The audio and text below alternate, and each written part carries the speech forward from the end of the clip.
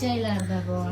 Assalomu alaykum, hurmatli obunachilarim. Sizlarning oldingizda ajoyib qanaqa desam bo'ladi, yurakni g'ulg'ulaga soladigan mavzu bilan chiqyapman. Hech ham bunaqa mavzu haqida olib chiqmaganman ijtimoiy tarmoqlarga, lekin buni eshitib, buni ko'rib shunaqa vijdonim qiynalyapti.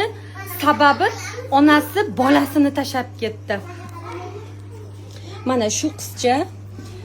Xo'p, bu opamiz bu Kemnet bozorda chevarxonada turadilar. Bu qizchani ayasi betga tuxum sotgani kelardi. Men ham ko'rib turardim. Tuxum sotgani kelardi. Bir kun nima deb chiqib ketdi bolani tashlashdan oldin.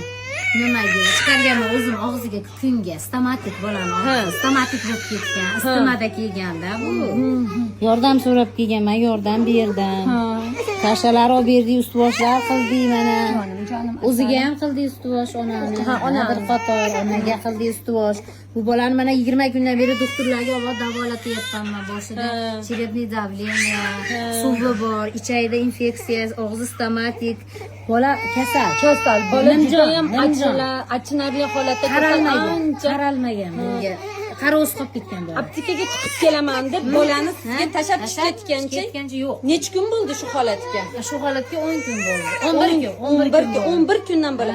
Bola emiziklimidi? Yo'q, emizmadi. Dori ham olib berdim, emizmadi. Epilat olib berdim, esib kelardim enasiga. Emizmadi. Kasha bilan boqardim. Kasha bilan boqardim, malyutka berardim. Endi non beryapman. Keyin pechoni beraman, bombik degan pechoni. Jonim, ularni quydirdim, soy bo'yiga olib borib, Farg'onalarga olib borib tekshirtirdim.